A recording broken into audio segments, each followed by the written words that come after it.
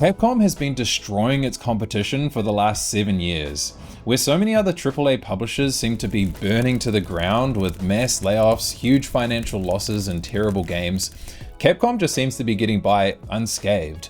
Not only that, they're thriving, unaffected by the current state of the gaming industry.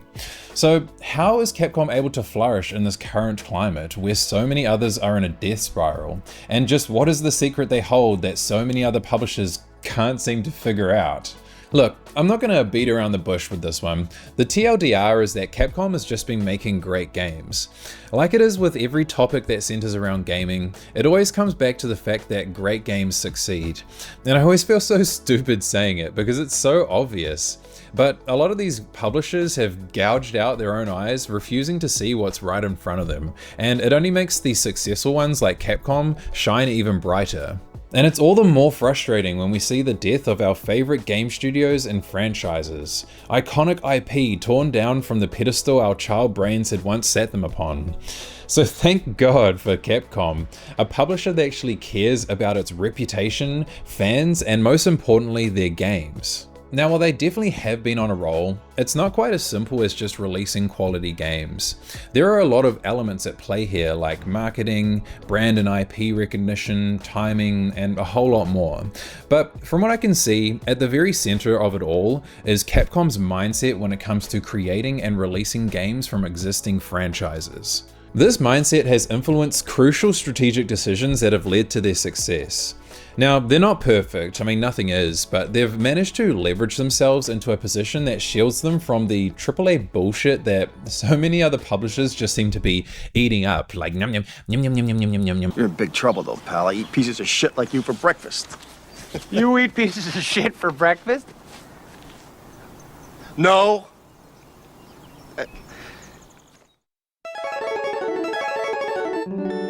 Capcom is one of the OGs and has stood toe-to-toe with other great publishers and developers from the mid-80s all the way up to today. I mean, most of us are familiar with their games, many of them cemented into the gaming industry's Hall of Fame. Street Fighter, Devil May Cry, Monster Hunter, Resident Evil, Mega Man, the list goes on. But it really feels like in the last 7 years, they have really upped their game. Get it? Because they've upped their game because Capcom's games are good, but also Capcom is doing a good... Now, I won't be delving too much into Capcom's financials. I mainly want to focus on their mindset as a company, their priorities and the decisions they've made that have got them into the position that they're in today. But suffice to say, they are doing very well financially in comparison to other AAA publishers, currently sitting well above other big names like EA, Take-Two, Nintendo, and if you look way down here, Ubisoft. And it's funny because Capcom actually draws a lot of similar comparisons to Ubisoft, in the sense that they both started creating games in the mid-80s, they both self-published their own games, they both have a plethora of beloved IP, and both thrived in the 2000s. And although they may have had a very similar beginning point, now they couldn't be further apart from one another. Ubisoft is that guy who peaked in high school and then ruined his life with too many drugs. Come on, baby. That's all I need is just a little hit. Shut the hell up, you dumb skank. I'm trying to concentrate. Like I said, over the last 40 years, they have created some of the most recognizable and iconic franchises to ever exist in gaming. And as of late, they have been crushing it. I believe modern day Capcom has been built on 3 pillars. So let's go through each one. When I trace back through their most recent games, I think Capcom's turning point was with the release of Resident Evil 7.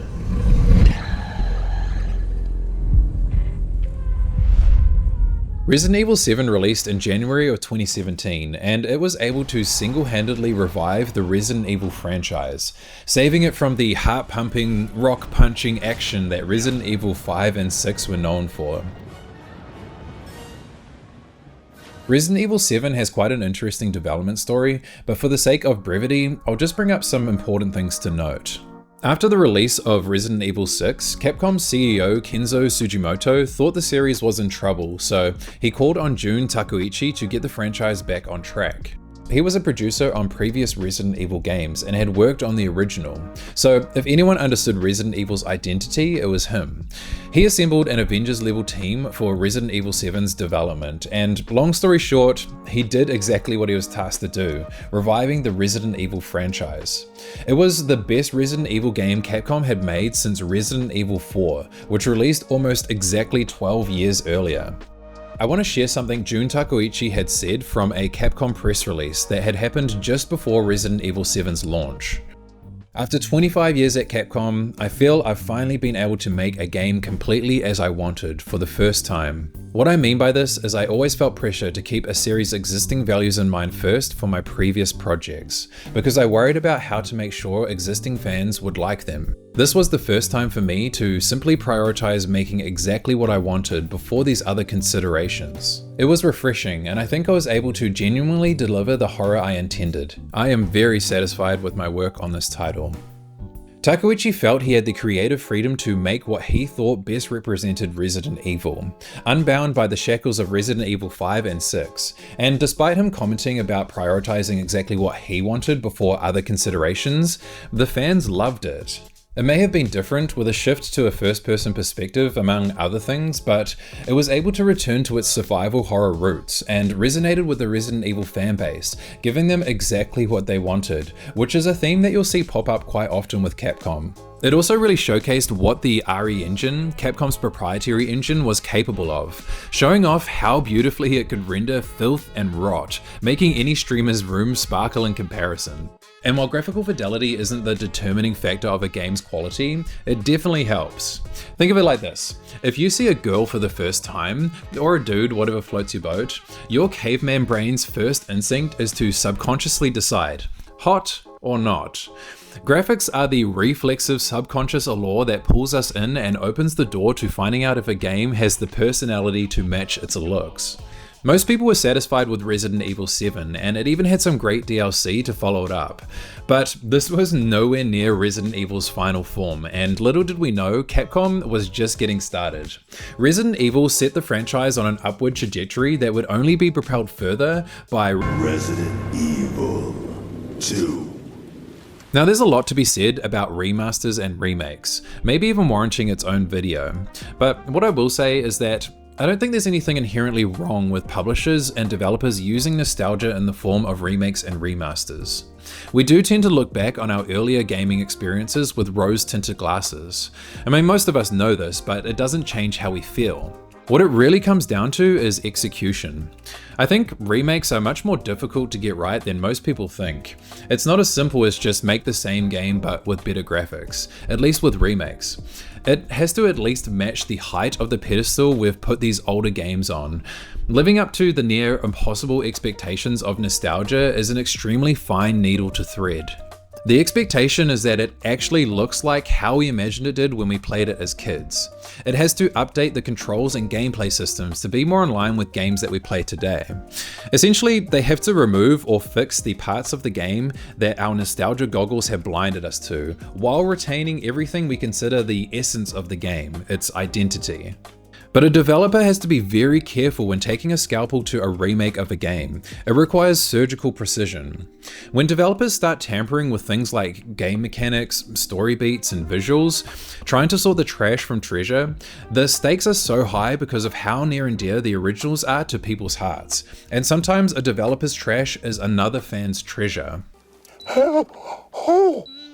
I liken it to those movies when they have to cut the right wire to defuse a bomb. Cut the wrong wire and it'll blow up in the developer's face. You want? But cut the right wire and the developers will be heralded as heroes. And by God, those sons of bitches at Capcom actually did it.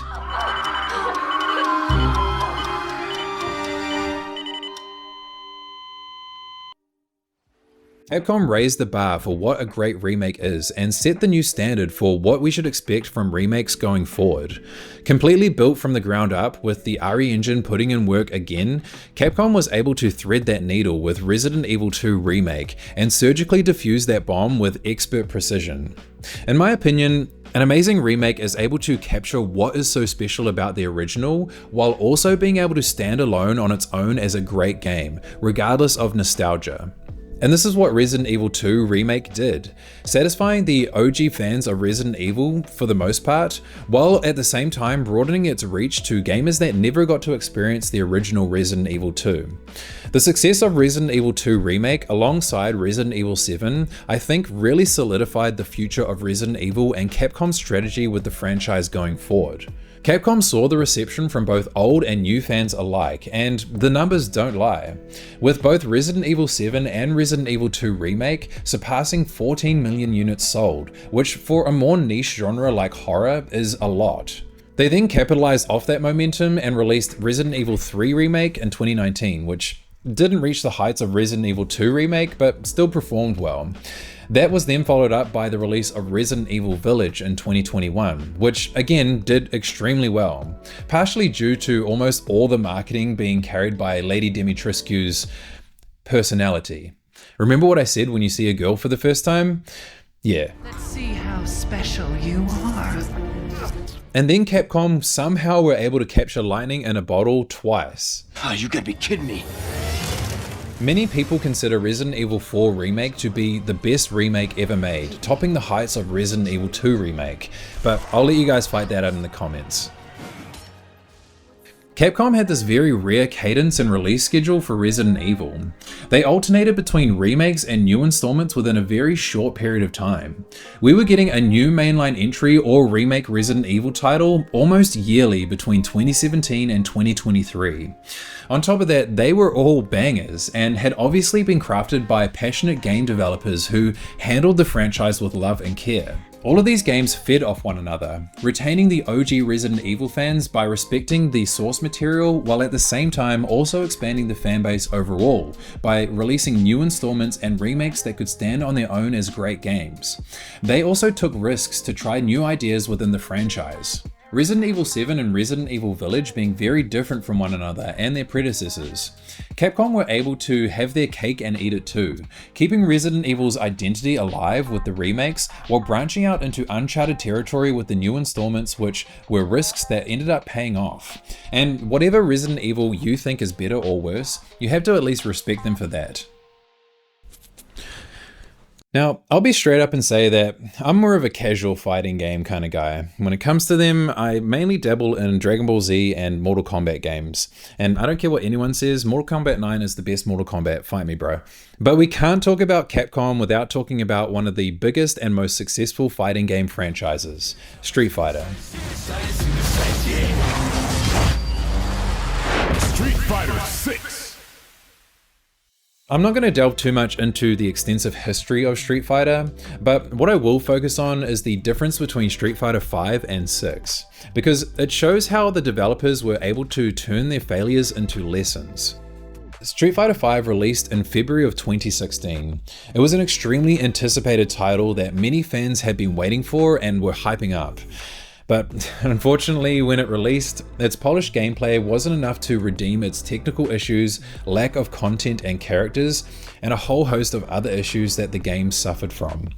I won't delve into it too much because if you're a Street Fighter fan, you know, and if you're not, what I just told you is really all you need to know to understand my point.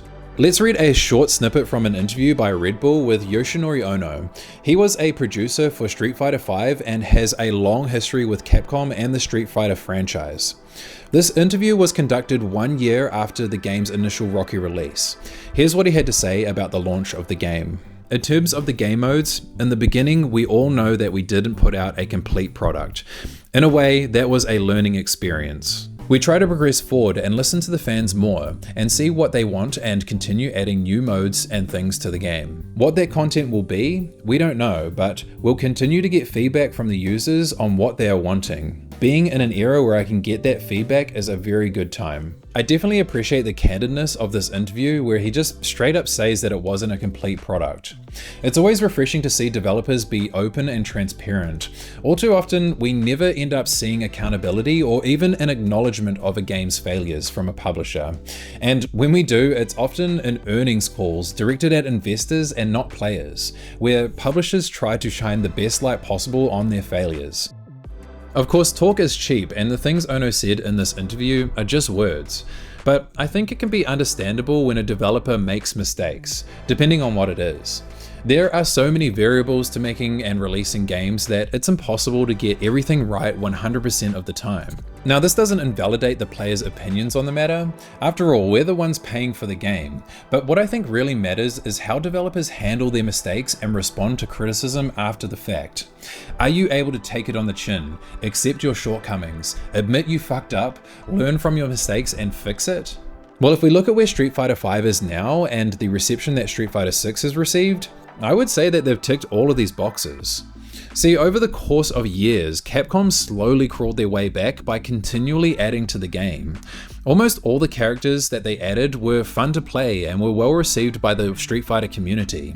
And by the end, Street Fighter V had completed its redemption arc, and everyone loves a good redemption story. And this set them up perfectly for Street Fighter VI, which rectified almost all the issues Street Fighter V had, being one of the most content-rich fighting games to ever release. Street Fighter VI released to critical acclaim and was able to please long-term fans of the franchise and also onboard new fans with their story and training modes, and even having 3 separate control schemes to ease players into the game. But don't take this all just from me. Listen to what a Street Fighter veteran has to say about Street Fighter V and VI. As soon as that Season 4 to Season 5 of Street Fighter happened, everything changed. And it really felt like, oh, shit is changing. We're really... This game is turning into something pretty cool, and it seems like everything is kind of making a 180 in terms of making fans happy. And that brings us to today, potentially like a day before the release of Street Fighter VI, with an absolute insane Metacritic as of right now, and seemingly is the most feature-rich fighting game that we have actually ever seen. A fighting game that is taken all the stuff that we've been bitching and complaining about. All these small individual things we're like, dude, how is this not standard in fighting games, man? How do we just not have this? How can we not have that? How can we just not have a story mode that teaches you how to play? These things that I've been complaining about for years. And seemingly Street Fighter VI is doing all of it. It's like they were listening the whole time. They knew that they could do something, but 5 was not the game that they were able to execute all those ideas on. It was going to be the next game. It was going to be Street Fighter VI. And luckily, now that the reviews are out, we can let out a sigh of relief. We're back, baby. Alrighty, finally we can talk about Monster Hunter. The only reason I'm making this video is so I can fondle the balls of this franchise.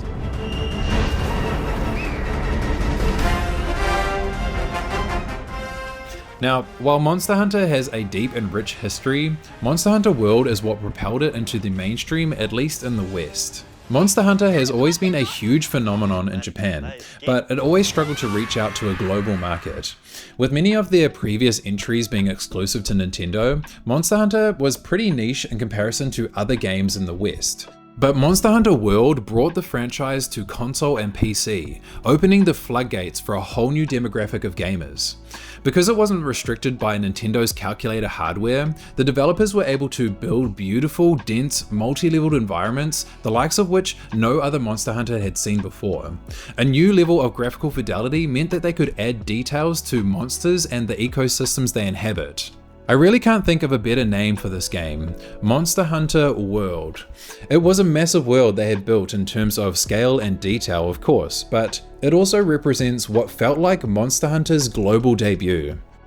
It was like it was making its grand reveal on a world stage, finally getting the attention and recognition it deserved, and it definitely did, becoming Capcom's best-selling game of all time, selling just under 22 million units. So how was it able to go from one of Capcom's lesser known franchises to being the best-selling game of all time for Capcom? Imagine a sculptor getting a spark of inspiration, feeling the need to create a new piece the world has never seen the likes of before. Who's that Pokemon? They have a vision in their minds. The vision isn't 100% clear, but it's there, waiting to be brought to fruition. So they get to work and create what they thought they had envisioned. The sculpture turns out pretty good, but it doesn't quite measure up to what they saw in their minds. The sculptor isn't satisfied with their creation. They can see the potential the piece has, if only they could try again. So that's what they do, creating another piece, more refined this time. The sculptor tries to keep in mind what he liked about the first sculpture, while at the same time trying to understand its failures. However, the sculptor still isn't satisfied and so repeats this process again and again and again, with each iteration building on top of one another, etching closer and closer to perfection. Until finally, on the 15th iteration, the sculptor decides to reveal his masterpiece to the world. The Monster Hunter world. Get it? Because world whoop. You shut up. I warned you about those stupid fucking puns. The world is enamored by the sculpture's beauty, wondering how the sculptor did it, unaware of all the iterations it had taken to create this masterpiece. Every curve, every small detail, every refinement.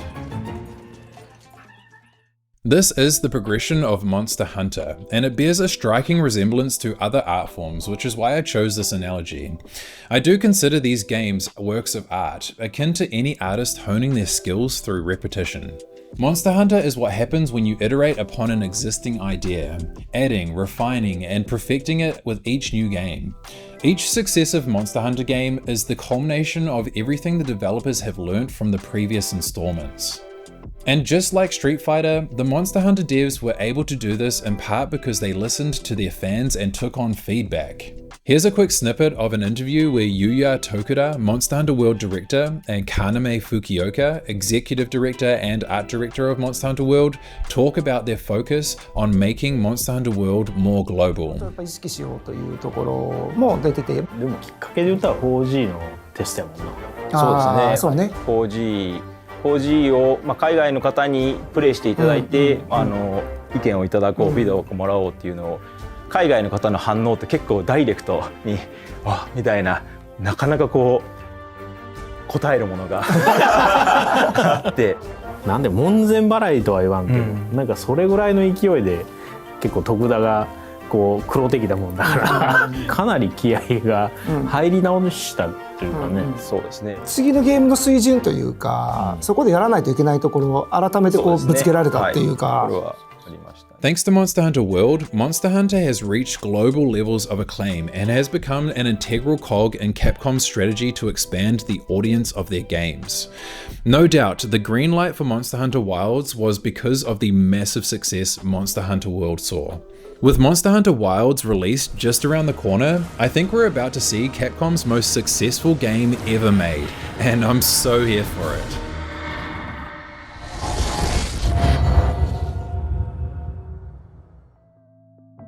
Resident Evil, Monster Hunter, and Street Fighter are the core pillars that Capcom rests upon today. A diverse set of franchises, all very different from one another. And despite all of them being different, there are common threads that have led to all of their success. But Capcom didn't just stop there. They're sitting on a goldmine of diverse IP that they're actually utilizing. Devil May Cry 5, Dragon's Dogma 2, Marvel vs. Capcom, Ace Attorney, shit. At the last Game Awards, they announced the return of Onimusha and Okami. They're even creating new IP like Kunutsugami Path of the Goddess, a game bursting with passion and one that I'm still kicking myself for not playing yet. It didn't sell gangbusters, but that's okay. Sure, not all of these games were perfect or as big a success as Resident Evil or Monster Hunter World, but it's a stark difference from other AAA publishers that funnel all of their money and resources into one or two franchises. What is Activision without Call of Duty? What is EA without FIFA and Apex Legends? They've pigeonholed themselves, going all in on these games. The day after the Game Awards, a press release came out from Capcom discussing their strategy.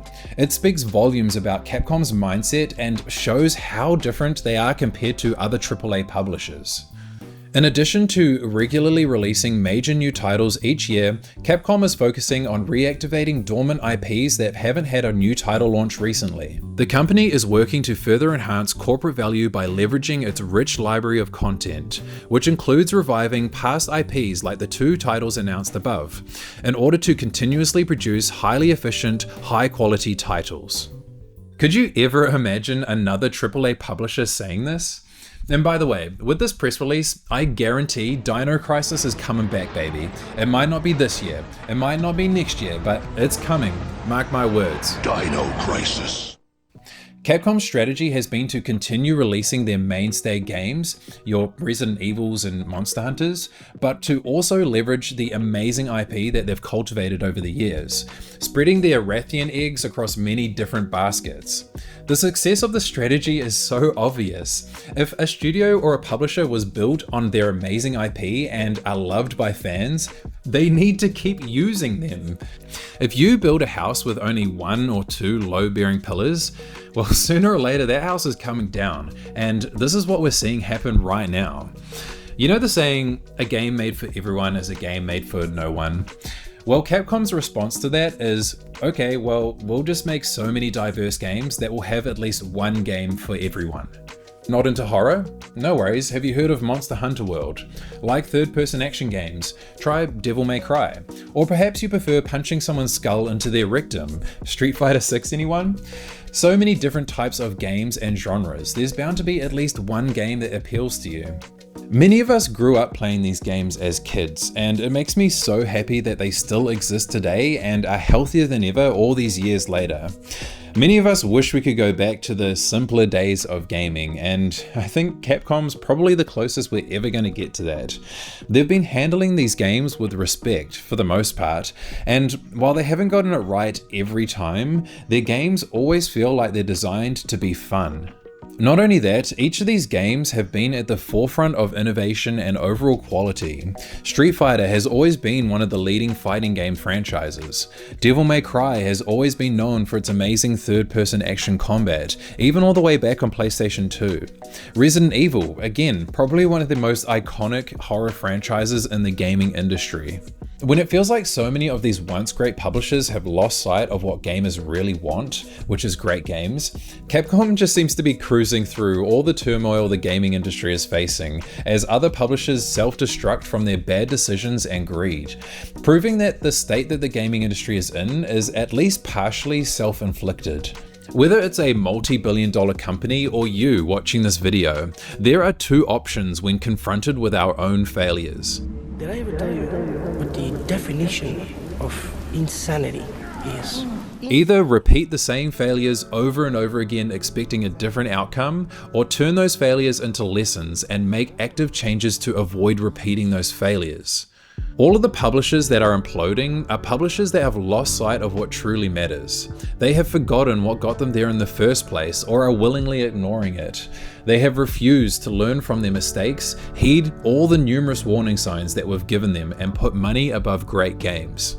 Companies like Capcom march to the beat of their own drum, unaffected by the publishers that have set themselves on fire in order to fuel this desperate attempt to industrialize the gaming industry.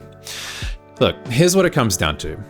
Capcom's approach to games has made them somewhat of a unicorn in the larger AAA publisher space. They have a diverse portfolio of franchises that they don't keep on ice or are currently defrosting. They don't have to rely on 1 to 2 games, but instead invest into many different games, knowing that they won't all equally be financially successful. They listen to their fans and community feedback, learn from their mistakes, and implement changes with the next opportunity they have. The developers are passionate about their franchises, and many of the high-level devs currently at Capcom have been there for decades, showing how healthy the development teams actually are. I mean, how many other older studios can you say the same about? It's hard to say how the dynamic between the publishing side of Capcom and the development side of Capcom works, but I have to imagine that the development teams had to fight hard for their beloved franchises to stop predatory practices from infecting their games. Monster Hunter World is Capcom's best-selling game, and with the way it's structured, it would be so easy to monetize the shit out of it. Capcom have tiptoed on the line of greedy practices, like with the ability to purchase orbs in Devil May Cry 5. But I think after the success of Monster Hunter World and the resurrection of Resident Evil, Capcom understands that they just need to let developers do what they do best.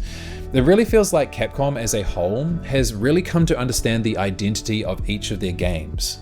They're making and have been making all the right moves for the last 7 years now, and have earned the trust of myself and many other gamers. So Capcom, please don't fuck this up.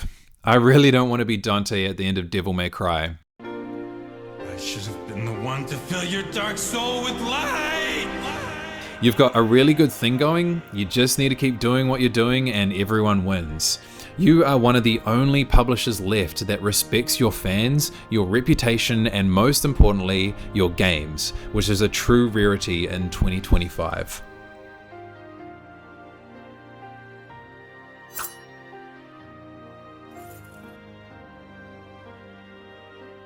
This was my mother's.